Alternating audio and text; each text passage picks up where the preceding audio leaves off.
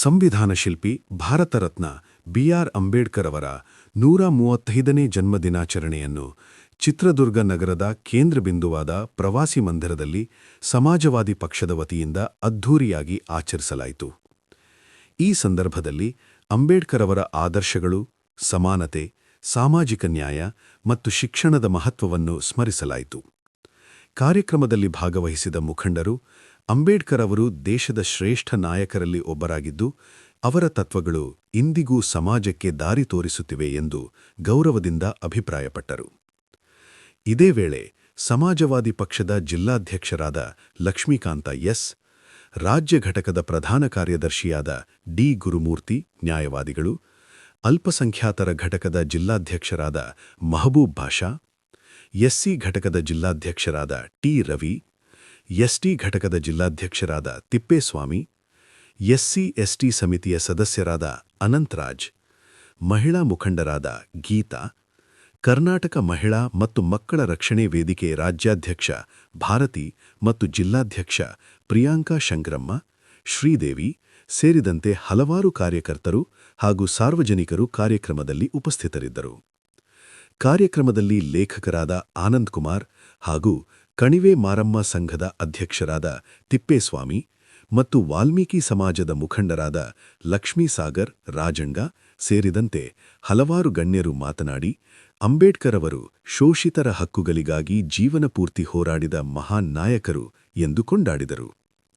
ಅಂಬೇಡ್ಕರ್ ಅವರ ತತ್ವಗಳು ಮತ್ತು ಸಾಧನೆಗಳು ಇಂದಿನ ಯುವಜನತೆಗೆ ಪ್ರೇರಣೆಯಾಗಿ ಉಳಿದಿದ್ದು, ಅವರ ಜಯಂತಿಯನ್ನು ದೇಶದಾದ್ಯಂತ ಗೌರವದಿಂದ ಆಚರಿಸಲಾಗುತ್ತಿದೆ ಎಂದು ಕಾರ್ಯಕ್ರಮದಲ್ಲಿ ಅಭಿಪ್ರಾಯ ವ್ಯಕ್ತಪಡಿಸಲಾಯಿತು.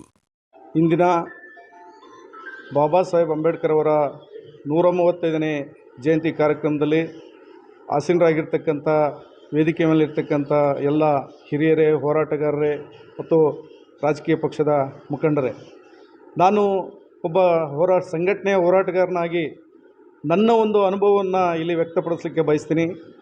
ದಯಮಾಡಿ ಯಾರೂ ಕೂಡ ಅನ್ಯತಾ ಭಾವಿಸಬಾರ್ದು. ಬುದ್ಧ, ಬಸವ, ಅಂಬೇಡ್ಕರ್ ಅವರ ಒಂದು ಕಾಲಘಟ್ಟ ಬೇರೆ ಬೇರೆ ಇರಬಹುದು, ಆದರೆ ಅವರೆಲ್ಲರ ವಿಚಾರಧಾರೆಗಳು ಒಂದೇ ಆಗಿದ್ವು. ಏನು ಈ ದೇಶದಲ್ಲಿ ನಿರಂತರವಾಗಿ ನಡೆದು ಬಂದಂಥ ಅಸಮಾನತೆ ಮತ್ತು ಅಸ್ಪೃಶ್ಯತೆಯನ್ನು ಹೋಗಲಾಡಿಸಬೇಕು, ಈ ದೇಶದಲ್ಲಿ ಹುಟ್ಟಿರ್ತಕ್ಕಂಥ ಎಲ್ಲರೂ ಕೂಡ ಭಾರತೀಯರು, ನಾವೆಲ್ಲರೂ ಕೂಡ ಒಂದು ಅನ್ನುವಂಥ ಚಿಂತನೆಯಲ್ಲಿ ಅವರು ಅನೇಕ ವರ್ಷಗಳ ಒಂದು ಪ್ರಯತ್ನ ಆಯಿತು. ಸ್ವತಂತ್ರ ಬಂದು ಇಲ್ಲಿಗೆ 70 ವರ್ಷ ಆದರೂ ಕೂಡ ಇಂಥ ಬಹುದೊಡ್ಡ ಇಡೀ ಜಗತ್ತಿಗೆ ಬೆಳಕನ್ನು ಕೊಡ್ತಕ್ಕಂಥ ಒಂದು ಸಂವಿಧಾನವನ್ನು ಕೊಟ್ಟಂಥ ಮಹಾನ್ ನಾಯಕರನ್ನು ಇವತ್ತು ನಾವು ಸ್ಮರಣೆ ಮಾಡ್ತಾಯಿದ್ದೀವಿ, ಅವರ ಹುಟ್ಟುಹಬ್ಬವನ್ನು ಆಚರಣೆ ಮಾಡ್ತಾಯಿದ್ದೀವಿ.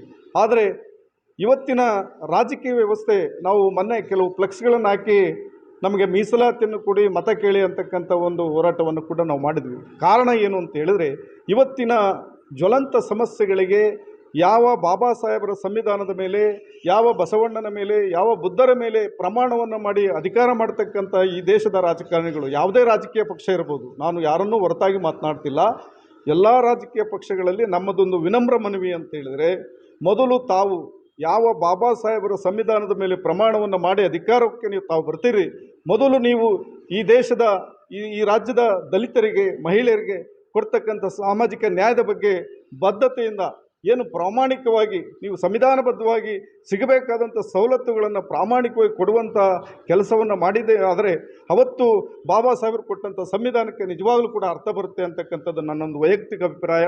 ಹಾಗಾಗಿ ಅನೇಕ ವರ್ಷಗಳಿಂದ ಈ ದೇಶದಲ್ಲಿ ಏನು ನಾವು ತುಳಿತಕ್ಕೊಳಗಾಗಿದ್ವಿ, ಅಸಮಾನತೆ ಇದೆ, ಅಸ್ಪೃಶ್ಯತೆ ಇದೆ, ಅದರ ಜೊತೆಗೆ ನಮ್ಮಗಳಿಗೆ ಇವತ್ತು ಬೇಕಾಗಿರ್ತಕ್ಕಂಥದ್ದು ಶಿಕ್ಷಣ.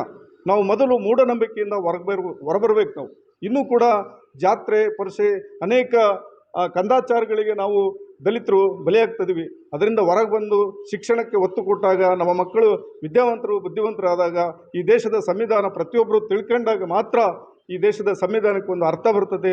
ಬಾಬಾ ಸಾಹೇಬರು ಕೊಟ್ಟದ್ದಕ್ಕೂ ಕೂಡ ಆ ಸಂವಿಧಾನ ಕೊಟ್ಟಂಥ ಒಂದು ಇದಕ್ಕೆ ಅರ್ಥ ಸಿಗುತ್ತೆ ಅಂತಕ್ಕಂಥ ಮಾತನ್ನು ಹೇಳಕ್ಕೆ ಬಯಸ್ತೀನಿ. ಇದೆಲ್ಲ ವೈಚಾರಿಕತೆ ಅಲ್ಲೇ ಅಲ್ಲ ಅಂತ ದೇವರ ಪಾತ್ರವನ್ನು ಕೂಡ ಪ್ರಶ್ನಾರ್ಥಕವಾಗಿ ನೋಡ್ತಾರೆ.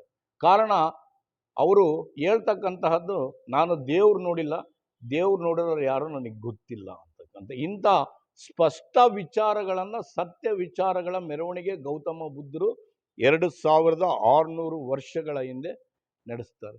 ತದನಂತರ ಅನೇಕ ಯತಿಗಳು ಬಂದಿದ್ದಾರೆ, ಅನೇಕ ಸಂತರು ಬಂದಿದ್ದಾರೆ.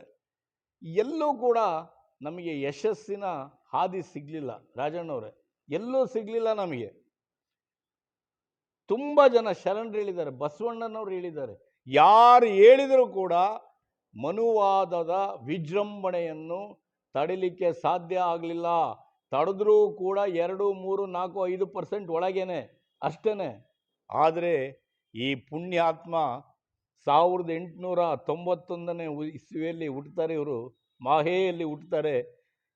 ಭೀಮರಾವ್ ಅವರು ಇಡೀ ಭಾರತಕ್ಕೆ ಹೊಸ ಚಿತ್ರಣವನ್ನು ಕೊಟ್ಟಂಥ ಧೀಮಂತ ಮನುಷ್ಯ ವ್ಯಕ್ತಿ.